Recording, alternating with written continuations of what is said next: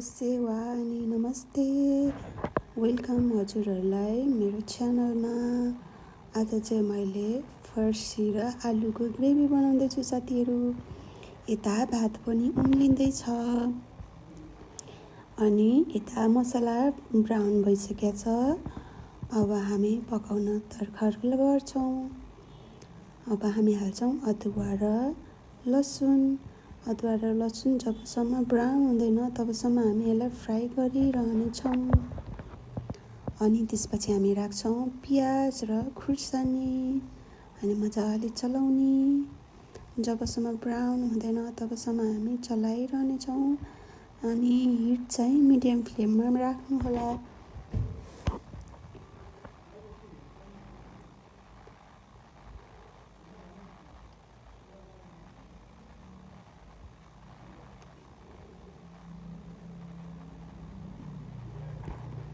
जब brown हुन्छ त्यसपछि हामीलाई चाहिने अनुसार मसलाहरू राख्नेछौँ।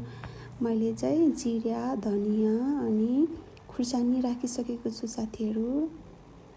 अनि आलु राख्ने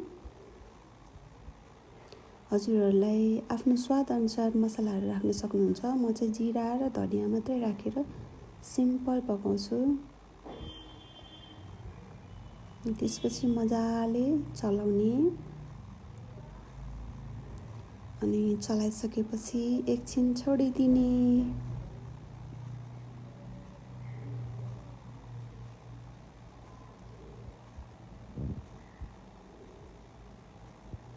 एकछिन छोडिदिने 2-3 मिनट।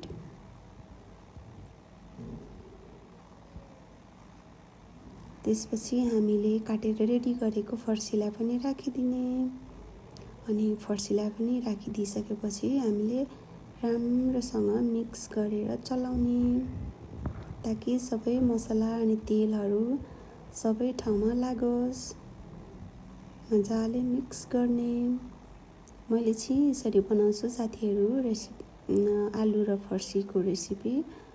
हजुरहरूले कसरी बनाउनुहुन्छ अनि आफ्नै बनाउने छुट्टै तरिकाहरू हुन्छ, तर म चाहिँ यसरी बनाउँछु साथीहरू।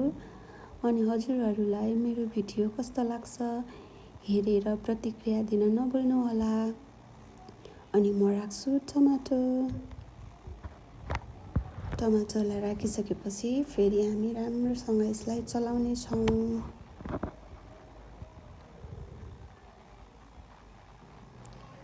राम्रोसँग चलाइसकेपछि मिडियम हिटमा हामी छोप्दै पकाउने छौँ।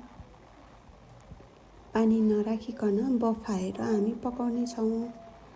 अनि स्वाद अनुसार नुन पनि मैले राखिदिएँ साथीहरू। खुर्सानी थोरै राखिदिएँ। मसलाहरू चाहिँ मैले सुरुमै तेलमै फुराइदिइसकेको थिएँ। त्यसैले अहिले चाहिँ मैले थोरै खुर्सानी र स्वाद अनुसार नुन मात्रै राखेकी छु। अनि राम्रोसँग चलाएर मिक्स गरिदिने। त्यसपछि ढक्कन लगाएर 10-15 मिनटको लागि छाडिदिने साथीहरू। अनि ढक्कन खोलेर हेर्ने अनि हल्का त्यसमा टमाटरबाट पानीहरू निस्किएको छ। अनि हामीले यसलाई राम्रोसँग चलाएर 1-2 मिनट छाडिदिने। फेरि हामीले ढक्कन लगाएर छोपिदिने।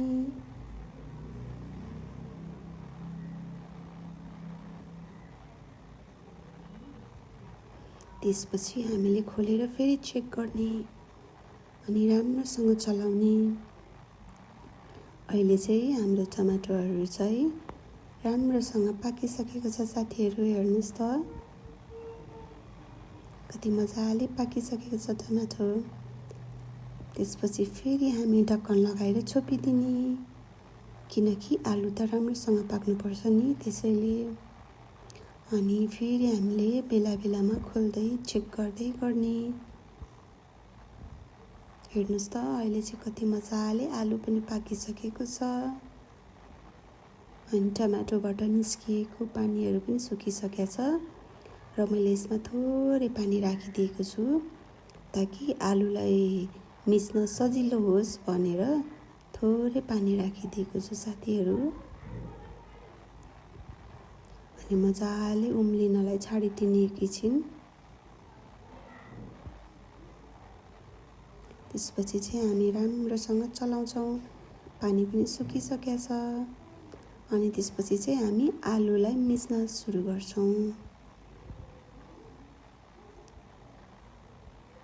मैले चाहिँ भिडियो आफैले बनाएको भएर आलु मिच्नलाई गाह्रो भएको भएर अफ क्यामेरा नै मैले आलुहरूलाई मिचिसकेको छु साथीहरू। हेर्नुहोस् त, आलुलाई यसरी मिचिसकेको छु। किनभने आलुलाई मिच्यो भने त्यसको ग्रेभी राम्रो अनि बाक्लो निस्किन्छ अनि खानको लागि पनि स्वादिष्ट हुन्छ। ल हेर्नुहोस् त, मैले यसरी मिचिसकेको छु आलुहरूलाई। त्यसपछि आफूलाई कति ग्रेभी चाहिन्छ त्यही अनुसारले पानी राखिदिने साथीहरू। अनि राम्रोसँग मिक्स गरिदिने। हेर्नुहोस् त, मैले चाहिँ थोरै ग्रेभी लगाएको छु, धेरै झोल राखेको चाहिँ मन पर्दैन, त्यही भएर मैले चाहिँ थोरै ग्रेभी राखिदिएको छु। अब यसलाई चाहिँ मजाले उम्लिनको लागि 3-4 मिनट छोडिदिने साथीहरू। बेला बेलामा चलाउँदै पनि गर्नुपर्छ, किनभने मैले थोरै पानी राखेकी छु नि त, अनि मुनि डढ्न पनि सक्छ। त्यही भएर चाहिँ बेला बेलामा हामीले चलाउँदै गर्नुपर्छ। हेर्नुहोस् त, हामीले अब उम्लिनलाई छोडिदिने मजाले। हेर्नुहोस् त, हेर्दा हेर्दै गाढा भयो। मजाले उम्लिरहेको छ। हेर्नुहोस् त, अहिले चाहिँ उम्लिँदै गाढा भइसकेको छ। अब चाहिँ यो लगभग पाकेर रेडी भइसक्यो साथीहरू। हजुरहरूले चाहिँ धनिया छ भने धनिया पनि राख्न सक्नुहुन्छ। मैले चाहिँ राखेको छैन।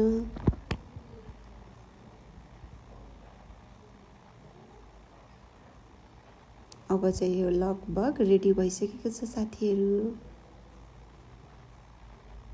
हेर्नुहोस् त, रेडी भयो। अब हामी अन्डा पकाउने छौँ साथीहरू। अन्डा चाहिँ म चाहिँ सिम्पल तरिकाले पकाउँछु, नुन मात्रै राखेर। हजुरहरूले मसलाहरू राखेर अनि त्यसमा प्याजहरू काटेर पनि राख्न सक्नुहुन्छ आफ्नो स्वाद अनुसार। मलाई चाहिँ नुन मात्रै राखेको मिठो लाग्ने भएकोले नुन मात्रै राखेर पकाएको छु साथीहरू।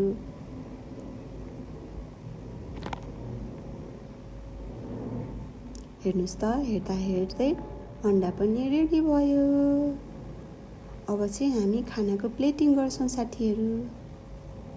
ल हेर्नुहोस् त, हजुरहरूसँग गफ गर्दा गर्दै खाना पनि रेडी भयो।